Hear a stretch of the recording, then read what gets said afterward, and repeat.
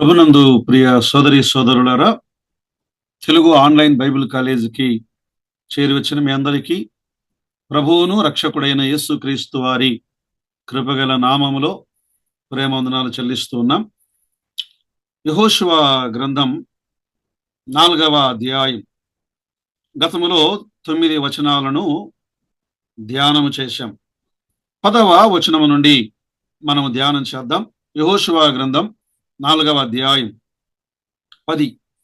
ప్రజలతో చెప్పవలనని యెహోషువకు ఆజ్ఞాపించినదంతయు, అనగా మోషే యెహోషువకు ఆజ్ఞాపించినదంతయు నెరవేరు వరకు యాజకులు మందసమును మోయుచు యొర్దాను నడుమ నిలుచుండగా జనులు త్వరపడి దాటిరి.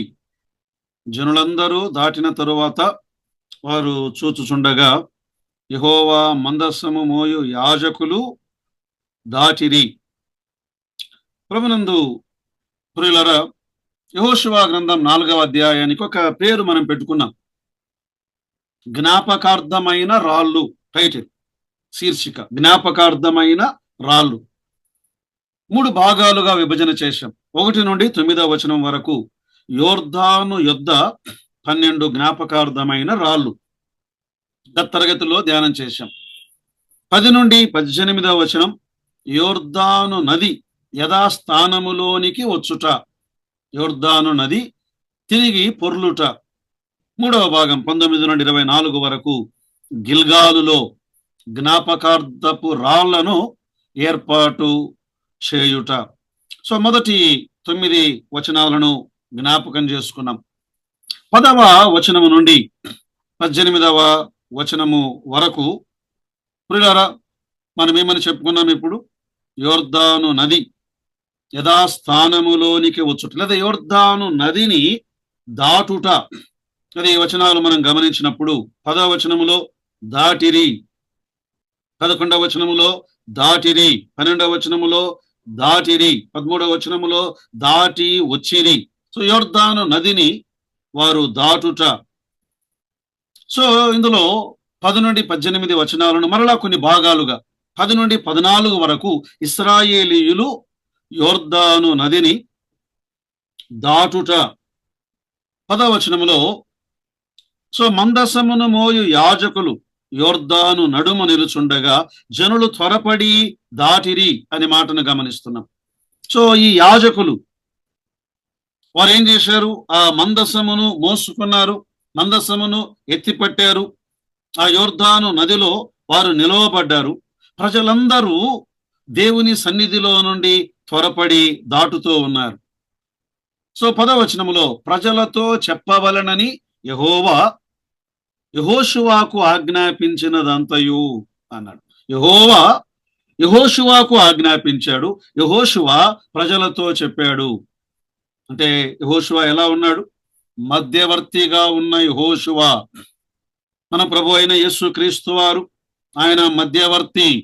తిమోతి మొదటి పత్రిక 2వ అధ్యాయం 5వ వచనములో దేవుడు ఒక్కడే, దేవునికిని నరులకును మధ్యవర్తియు ఒక్కడే, ఆయన క్రీస్తు యేసును నరుడు. ఆయన మధ్యవర్తిగా మన కొరకై ప్రాణ క్రయధనమును అర్పించాడు. మధ్యవర్తిగా ఆయన తండ్రితో నేడు విజ్ఞాపన చేస్తున్నాడు. మధ్యవర్తిగా ఆయన ఉత్తరవాదత్వాన్ని జరిగిస్తూ ఉన్నాడు. మధ్యవర్తిగా ఆయన చేస్తున్నటువంటి కార్యములు.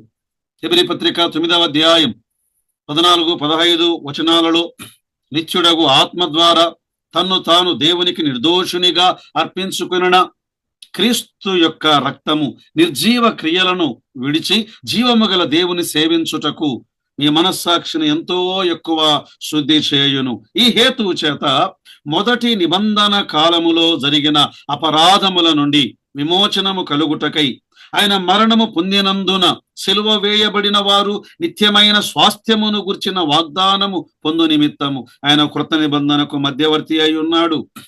కృత నిబంధనకు ఆయన మధ్యవర్తి ఎందుకయ్యాడు? ఆయన చేత పిలువబడిన వారు ఆ నిత్యమైన స్వాస్థ్యము పొందటానికి ఆయన మధ్యవర్తిగా ఉన్నాడు. తండ్రికి దేవునికి మధ్యవర్తిగా తన ప్రాణమును అర్పించాడు, మనల్ని రక్షించాడు. నేడు నిత్య స్వాస్థ్యములోనికి మనం ప్రవేశించటానికి ఆ వాగ్దానము నెరవేర్పు కొరకై ఆయన మధ్యవర్తిగా ఉన్నాడు. మన యొక్క పొరపాట్లను మన మన కొరకై విజ్ఞాపన చేస్తూ మన బలహీనతలను క్షమించటానికి తండ్రి అయిన దేవునితో ఆయన మొర్ర పెడుతూ ఉన్నాడు మధ్యవర్తిగా. సరే, 10వ వచనములో జనులు త్వరపడి దాటిరి కదా, జనులు త్వరపడి దాటిరి. ఇందులో రెండు భావాలను మనము గమనిస్తున్నాం. ఒకటి, జనులు త్వరపడి కనానులో ప్రవేశించుట, అంటే వాగ్దానము నెరవేర్చబడినది అని ఆనందముతో కదా, దాదాపుగా 500 సంవత్సరాల కిందట పూర్వీకులకు చేయబడిన వాగ్దానం నెరవేర్చబడుతున్నదని ఒక ఆనందముతో, ఉత్సాహముతో వారు త్వరపడి త్వరపడి త్వరపడి వారు దాటారు. అలా ప్రభువు కొరకు వేగిరముగా వేచి ఉండుట. రెండవది, వారు త్వరపడి దాటిరి. ఇందులో మరొక భావం ఏమిటంటే, వారు ఈ సందర్భములో బయలుదేరుతూ ఉండగా మరలా యోర్దాను తిరిగి మా మీదికి పొర్లి పారుతుందేమో అన్న ఒక భయముతో, అనుమానముతో వారు పరుగున త్వరపడి దాటిరి. అదొక భావం. అంటే ఎక్కడో దేవునిపై వారికి ఉన్న అవిశ్వాసము కనబడుతుంది. ఒకటేమో వారు ఉత్సాహముతో వాగ్దానము నెరవేర్చబడి ఉన్నదని విశ్వాసముతో దాటారు. మరికొందరేమో యోర్దాను మరలా తిరిగి పొర్లుతుందేమో అని అవిశ్వాసముతో దాటారు. విశ్వాసము గలవారు ఉన్నారు, విశ్వాసము లేనివారు ఉన్నారు. 11వ వచనం, జనులందరూ దాటిన తరువాత వారు చూచుచుండగా యెహోవా మందసము మోయు యాజకులు దాటిరి కదా. ప్రజలు ఆ మందసము నదిలో ఉండుట చూశారు, ఆ నదిలో నుండి బయటికి వచ్చుట చూచారు కదా. జనులందరూ వెళ్ళిపోయి ఆ గట్టు మీద నిలబడ్డారు. అప్పుడు ఈ నిబంధన మందసమును మోసుకున్నటువంటి యాజకులు ఆ యోర్దాను నదిలో నుండి వారు దాటారు. ప్రభు అయిన యేసుక్రీస్తు మరణమును చూచిన వారు, మరణములో నుండి ఆయన పునరుత్థానుడుగా చూచిన వారు ఆయన శిష్యులు. కొరింథీ మొదటి పత్రిక 15వ అధ్యాయం 3 నుండి 8 వచనాలలో పౌలన్నాడు, నాకు ఇయ్యబడిన ఉపదేశం లేఖనముల ప్రకారం ఆయన మృతి పొందెను, సమాధి చేయబడెను, లేఖనముల ప్రకారం తిరిగి లేపబడెను. ఆయన కనబడ్డాడు పునరుత్థానుడుగా, అనేక మందికి కనబడ్డాడు. పేతురు కనబడ్డాడు, యాకోబు కనబడ్డాడు, అపోస్తులందరికీ కనబడ్డాడు. కడపట అకాలమందు పుట్టిన నాకును కనబడెను. ప్రియులారా, యేసుక్రీస్తు ప్రభువారు ఆయన మరణించుటకు అధికారము గలవాడు, మరణములో నుండి తిరిగి లేచుటకు ఆయన అధికారము గలవాడు. యోహాను సువార్త 10వ అధ్యాయం 17-18 వచనాలలో, నేను దానిని మరలా తీసుకున్నట్లు నా ప్రాణము పెట్టుచున్నాను, ఇందువలననే నా తండ్రి నన్ను ప్రేమించుచున్నాడు. ఎవడునూ నా ప్రాణమును తీసుకొనడు, నా అంతట నేనే దాని పెట్టుచున్నాను. దాని పెట్టుటకు నాకు అధికారము కలదు, దాన్ని తిరిగి తీసుకున్నటకు నాకు అధికారము కలదు. నా తండ్రి వలన ఈ ఆజ్ఞను పొందితిని అన్నాడు. యోర్దాను దాటిన జనులు. సరే, 12వ వచనములో రూబేను, గాదు, మనస్సే అర్ధగోత్రపు వారు ఆయుధములను ధరించుట. ఈ భాగములో చూడండి, అక్కడ 12 నుండి, మరి ఇశ్రాయేలీయులు చూచుచుండగా 11వ వచనం, జనులందరూ దాటిన తరువాత వారు చూచుచుండగా రూబేనీయులను, గాదీయులను, మనష్య అర్ధగోత్రపు వారును మోషే వారితో చెప్పినట్లు యుద్ధ సన్నద్ధులై, సేనలో ఇంచుమించు 40,000 మంది యుద్ధ సన్నద్ధులై యుద్ధము చేయుటకు యెహోవా సన్నిధిని యెరికో మైదానములకు దాటిరి కదా. వీరు యుద్ధ సన్నద్ధులై, యెహోషువ గ్రంథం 1వ అధ్యాయం 12, 13, 14, 15, 16, 12 నుండి 16 వచనాల్లో యెహోషువ అన్నాడు, మీరు 2.5 గోత్రముల వారు తూర్పున నివసించాలి అనుకున్నారు. మీ భార్యలు, మీ పిల్లలు, మీ ఆస్తి యోర్దాను అవతల మోషే మీకిచ్చిన ఈ దేశమున నివసింపవలను గాని పరాక్రమవంతులను, శూరులైన వారందరూ యుద్ధ సన్నద్ధులై మీ సహోదరులకు ముందుగా నడవండి అని. యెహోషువ సెలవిచ్చాడు. మాత్రమే కాదు, సంఖ్యాకాండం 32వ అధ్యాయం 16, 17, 18 వచనాలలో వారు వాగ్దాన దేశములో మా సహోదరుల పక్షమున మేము పోరాడెదము అని వారు మోషేకు సెలవిచ్చారు. ప్రియులారా, పోరాడే యోధులు కావాలి. చదివినాడు, సైనికులు కావాలి, ఆయన కొరకు పోరాడేవారు. తిమోతి మొదటి పత్రిక లేదా రెండవ పత్రిక చూడండి, తిమోతి రెండవ పత్రిక 2వ అధ్యాయం 3వ వచనములో, క్రీస్తు యేసు యొక్క మంచి సైనికుని వలె నాతో కూడా శ్రమ అనుభవించుము అన్నాడు.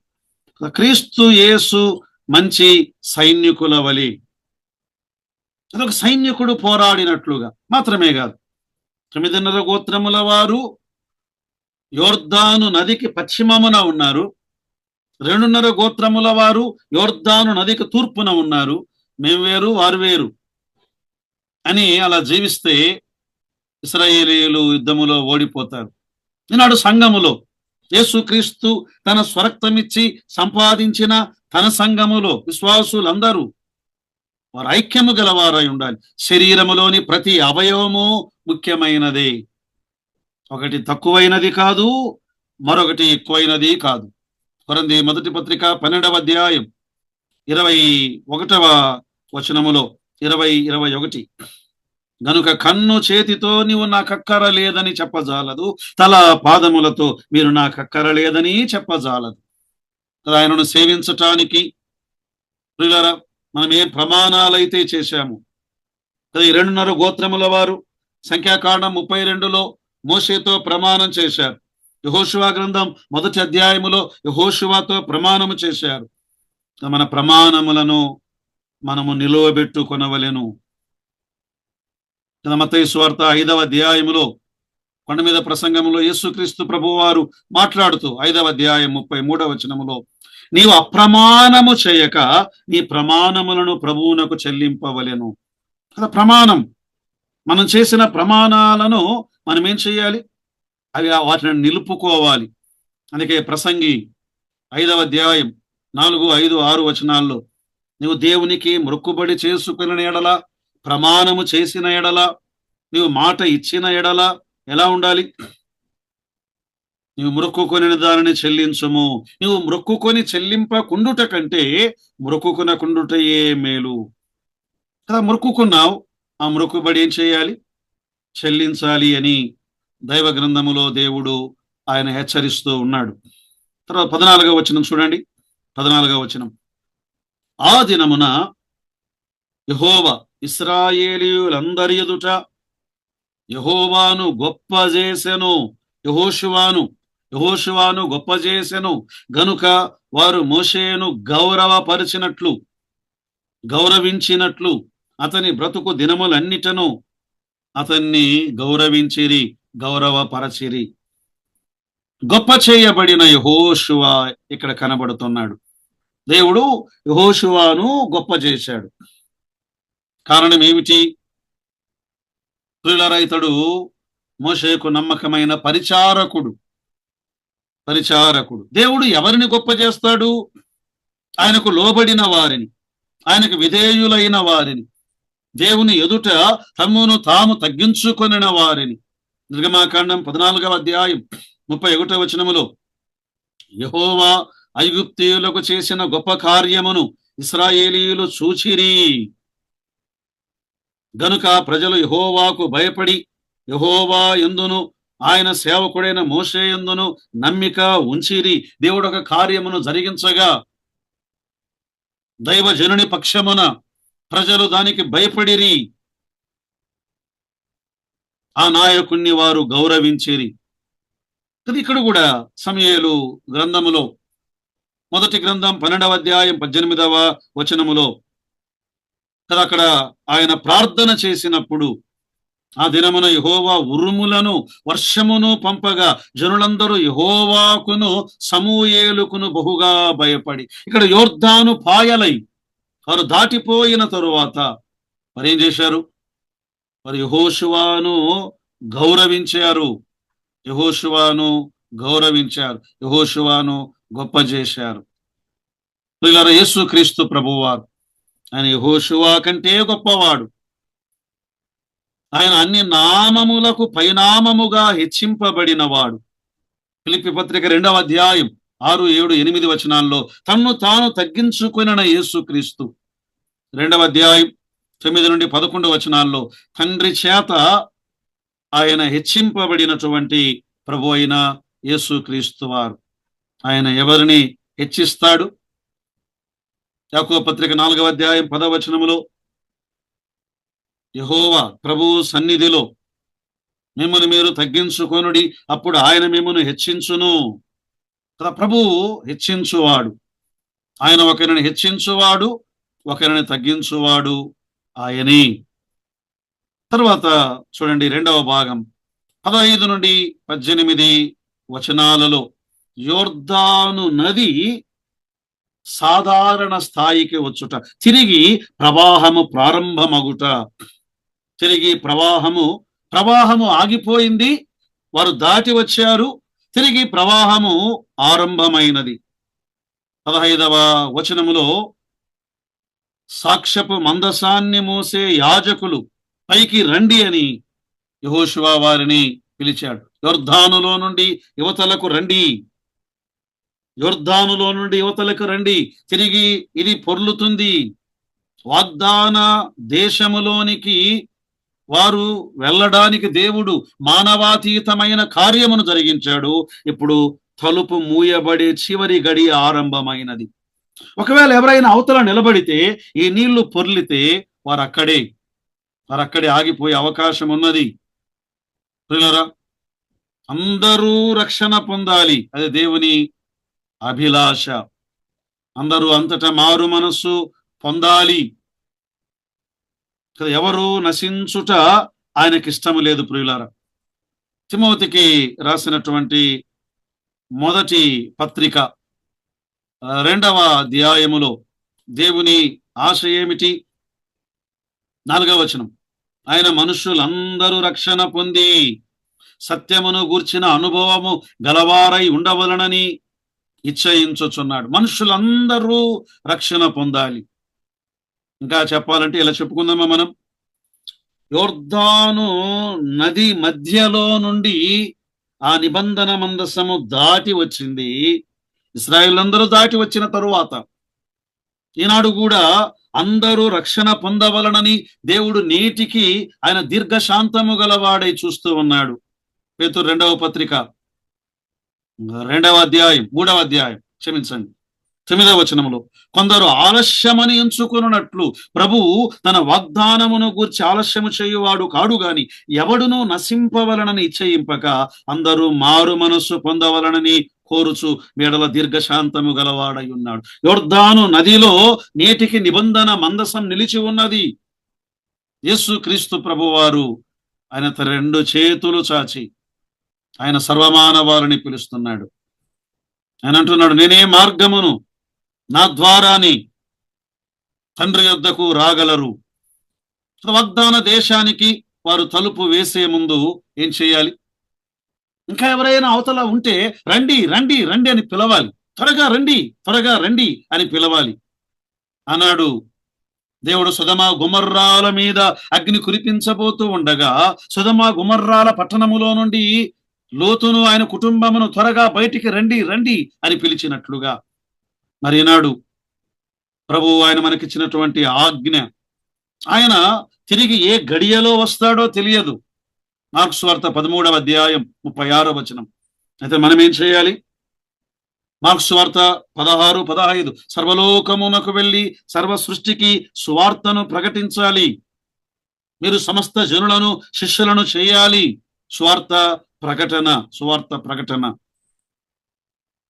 తర్వాత చూడండి 18వ వచనాన్ని మనము చదువుకుందాం. 18వ వచనం, యెహోవా నిబంధన మందసమును మోయు యాజకులు యోర్దాను నడుము నుండి ఎక్కి వచ్చినప్పుడు ఆ యాజకుల అరకాళ్ళు పొడి నేలను నిలువగానే, అంటే ఆ గట్టున నిలువగానే యొర్దాను నీళ్లు వాటి చోటికి ఎప్పటి వలేని మరలి దాని గట్లన్నిటి మీద పొర్లి పారెను. యొర్దాను జలములు తిరిగి అవి ప్రవాహము చెందుట అంటే దేవుని కార్యం ఇది. ఆపినవాడు దేవుడే, వాటిని తిరిగి ప్రవహింపజేసిన వాడు దేవుడే. దేవుడు ఎవరు అంటే ఆయన అద్భుతములు చేయువాడు. సరే, మనము మొదటి 9 వచనాలు, యొర్దాను నది యొద్ద 12 జ్ఞాపకార్థపు రాళ్ళు విన్నాం. 10 నుండి 18 వరకు యొర్దాను నది తిరిగి పొర్లుట, లేదా యొర్దాను నదిలో నుండి ప్రజలందరూ శేషమేమీ లేకుండా దాటి వచ్చుట. 3వ భాగం 19 నుండి 24. గిల్గాలులో జ్ఞాపకార్థ రాళ్లను ఏర్పాటు చేయుట. చూడండి, ఈ 19 నుండి 24 వచనాలను తిరిగి మనము కొన్ని భాగాలుగా విభజన చేద్దాం. 19 నుండి 20 వచనాలు గిల్గాలులో జ్ఞాపకార్థపు రాళ్ళు. 19వ వచనములో మొదటి నెల 10వ తేదీని జనులు యొర్దానులో నుండి ఎక్కి వచ్చి ఎరుకో తూర్పు ప్రాంతమందలి గిల్గాలులో దిగగా. గిల్గాలు అనే మాటకు అర్థం ఏమిటంటే దొర్లిపోవుట, దొర్లిపోవుట కదా. నీళ్లు తిరిగి అవి దొర్లిపోయాయి, ప్రవాహ జలములు తిరిగి దొర్లిపోయాయి. మొదటి నెల నీసాను మాసం 10వ తేదీ, 10వ తేదీ ఆ రోజే వారు ఏం చెయ్యాలి? ఆ 12 రాళ్లను వారు ఏర్పాటు చేసి వారు నిలువబెట్టాలి. నీసాను మాసము 10వ రోజు అనగా యూదులు కూడా ఆ పస్కా గొర్రె పిల్లను వారు ఎంచుకునేటువంటి దినమది. నిర్గమాకాండం 12వ అధ్యాయం 3వ వచనములో అదే దినం మరొక సంఘటన జరిగింది ప్రియులారా. అదే నెల నీసాను మాసం 10వ తేదీన యేసు క్రీస్తు ప్రభువారు ఆయన గాడిద పిల్లను ఎక్కి ఆయన యెరూషలేములో ప్రవేశిస్తూ ఉండగా హోసన్నా హోసన్నా అని కేకలు వేయబడినటువంటి ఆ కాలం అది. ప్రభు కార్యము, గొర్రె పిల్లను ఎంచుకున్నది ఆ రోజే, గిల్గాలులో రాళ్లను ఏర్పాటు చేసినది ఆ రోజే, యెరూషలేములో యేసు క్రీస్తు ప్రభువారు ప్రవేశించినది ఆ రోజే. దేవుని క్యాలెండర్, దేవుని కాలమానం, ఆయన సంకల్పములు అద్భుతమైనవి ప్రియులారా.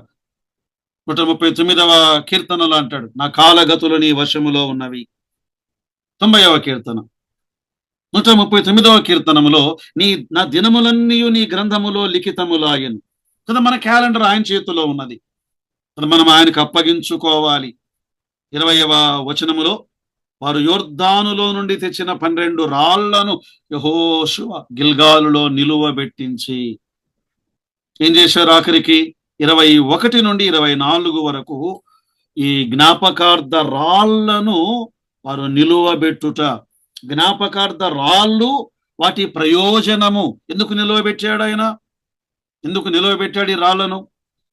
21వ వచనములో ఇశ్రాయేలీయులతో ఇట్లను, రాబోవు కాలమున మీ సంతతి వారు ఈ రాళ్ళు ఎందుకని తమ తండ్రులను అడుగుదురు కదా. 21వ వచనములో పిల్లలు అడుగుట, ప్రశ్నించుట, ఇది ఎందుకు ఇలా? చాలాసార్లు మనం ఏమంటాం, నీకెందుకు అంటాం పిల్లలు. దాని గురించిన వివరణ వారికి తెలియజేయాలి. ఇది ఎందుకు అన్నప్పుడు పిల్లలు అడుగుట. యేసుక్రీస్తు ప్రభువారు ఆయన 12 ఏండ్ల వయస్సులో ఉండగా యెరూషలేమునకు వెళ్ళినప్పుడు లూకా సువార్త 2వ అధ్యాయం 46, 47 వచనాల్లో 3 దినములైన తరువాత ఆయన దేవాలయములో బోధకుల మధ్య కూర్చుండి వారి మాటలను ఆలకించుచు వారిని ప్రశ్నలు అడుగుచూ ఉండగా చూచిరి.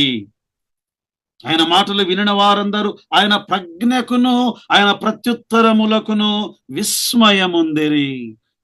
ప్రభు వారిని ప్రశ్నలు అడిగాడు. ఈ రాళ్ళెందుకు అని మీ పిల్లలు అడిగినప్పుడు ఈ రాళ్ళెందుకు, ఈ రాళ్ళెందుకు పిల్లరా? ఈ రాళ్ళు మెస్సియాను గూర్చినటువంటి ప్రవచన నెరవేర్పుగా మనము చూడగలం. మెస్సియాను గూర్చిన ప్రవచన నెరవేర్పు జకరియా గ్రంథం 9వ అధ్యాయం 9వ వచనాన్ని మనము గమనిస్తుండగా, ఆయన యెరూషలేములో ప్రవేశించుట ప్రవచన నెరవేర్పు. ఆయన రాయి బండ. ఆదికాండం 49వ అధ్యాయం 24లో ఇశ్రాయేలీయుల బండ అని వ్రాయబడి ఉన్నది. ఎఫెసీ పత్రిక 2వ అధ్యాయం 20వ వచనములో ఆయన ఆలయమునకు మూలరాయి, తలరాయి. ఆయనే తలరాయి. పేతురు మొదటి పత్రిక 2వ అధ్యాయం 6వ వచనములో ఆయన అమూల్యమైన రాయి. ప్రియులారా, యేసుక్రీస్తు ప్రభువారు ఆయన మార్పు లేనివాడు. ఈ రాయే మార్పు లేనిది, ఆయన వాక్యము మార్పు లేనిది, ఆయన కార్యములు మార్పు లేనివి. హెబ్రీ పత్రిక 13వ అధ్యాయం 8వ వచనములో యేసుక్రీస్తు నిన్న మరియు నేడు ఆయన యుగ యుగములు ఏకరీతిగా ఉన్నవాడు. మార్పు లేని దేవుడుగా మన ప్రభు అయిన యేసుక్రీస్తు వారిని మనము గమనిస్తున్నాం. ఆయన అల్ఫా, ఆయన ఒమేగా. ఆయనే ఆరంభం, ఆయనే అంతం, ఆయనే ముగింపు. ఆయన సజీవమైన రాళ్ళుగా మనలను చేశాడు. ఆయన రాయి, మనలను రాళ్ళుగా చేశాడు ఆయన. పేతురు మొదటి పత్రిక 2వ అధ్యాయం 5వ వచనములో మీరును సజీవమైన రాళ్ల వలి దేవునికి యోగ్యమైన ఆత్మ సంబంధమైన బలులు అర్పించుటకు పరిశుద్ధమైన యాజకులుగా ఉండునట్లు ఆత్మ సంబంధమైన మందిరముగా క్రీస్తులో మీరు కట్టబడుచూ ఉన్నారు. ప్రభు మనలను రాళ్ళుగా చేశాడు. ఇవి ఏమి అని మీ పిల్లలు అడిగినప్పుడు ఏం చెప్పాలి? ఇవి మన ప్రభు అయిన యేసు క్రీస్తుకు గుర్తు, ఆయన కార్యములకు గుర్తు అని మనము చెప్పాలి. 23వ వచనం అట్లనగా, యెహోవా బాహు బలమైనదని భూనివాసులందరూ తెలుసుకొనుటకును మీరు ఎల్లప్పుడూ మీ దేవుడైన యెహోవా యందు భయభక్తులు నిలుపుటకును మేము దాటు వరకు మీ దేవుడైన యెహోవా తానే మా ఎదుట ఎర్ర సముద్రమును ఎండజేసినట్లు మీరు దాటు వరకు మీ ఎదుట యొర్దాను నీళ్లు ఎండజేసెనని చెప్పి ఈ సంగతి వారికి తెలియజెప్పవలెను. కదా, దేవుని హస్తం, ఇవి దేవుని కార్యం, యేసుక్రీస్తు ప్రభు వారి కార్యం. పిల్లరా, ఎందుకు అని పిల్లలు అడిగినప్పుడు ఏం చెప్పాలంటే, ఇది దేవుడు చేసిన కార్యము అని వారికి తెలియజెప్పవలెను. వారికి తెలియజెప్పండి. అది కార్యములు దాచబడటానికి కాదు ప్రియులారా. అందుకే ద్వితీయోపదేశకాండం 6వ అధ్యాయం 4వ వచనంలో 4 నుండి 6 వచనాల్లో మీ పిల్లలకు వాటిని తెలియజెప్పండి అన్నాడు. మాత్రమే కాదు, ఈ కొత్త నిబంధన కాలములో కదా మనము ఆ బల్ల మీద రొట్టె, ద్రాక్షారసం ఆయన శరీరమునకు సాదృశ్యంగా, ఆయన రక్తమునకు సాదృశ్యంగా సూచనగా ఉండగా ప్రభు అన్నాడు, నన్ను జ్ఞాపకము చేసుకున్నటకై దీనిని చేయుడి. నన్ను జ్ఞాపకం చేసుకోండి. చాలా మంది దినాల్లో, అంటే అది చాలా ఏండ్లుగా వస్తున్న ఒక పద్ధతి కాబోలు, దాని మీద గుడ్డ కప్పేస్తారు. అక్కడ ఏముంది కొత్తగా వచ్చిన వానికి తెలియదు, ఏదో కప్పారండి, ఏముందో తెలియదు. చిన్న పిల్లలు కూర్చుంటూ ఏదో కప్పారు, అక్కడేం కనబడలేదు. అవి కనబడేటువంటివిగా ఉండాలి. వాటిని చూడాలి. ఏమిది, ఈ రొట్టె ఏమి, ఈ రసము ఏమి అని అడిగినప్పుడు కొరింథీ మొదటి పత్రిక 11వ అధ్యాయం 23, 24, 25, 26 వచనాల్లో ఈ రొట్టె ఇది మీ కొరకు విరువబడినటువంటి నా శరీరం, ఈ పాత్ర, ఈ రసపాత్ర నా రక్తం వలనైన క్రొత్త నిబంధన, నన్ను జ్ఞాపకం చేసుకొనుటకై దీనిని చేయుడి అని ఈ రాబోయే తరములకు మనము తెలియజేయాలి. ప్రియులారా, ఆ యొర్దాను రాళ్ళు జ్ఞాపకార్థంగా ఉన్నట్లుగా దేవుని కార్యాలు మన జీవితాల్లో జ్ఞాపకార్థంగా ఉండి ప్రభువును సేవించటానికి పరిశుద్ధాత్మ దేవుడు మనకు కృపను సహాయమును దయచేయునుగాక. ఆమేన్.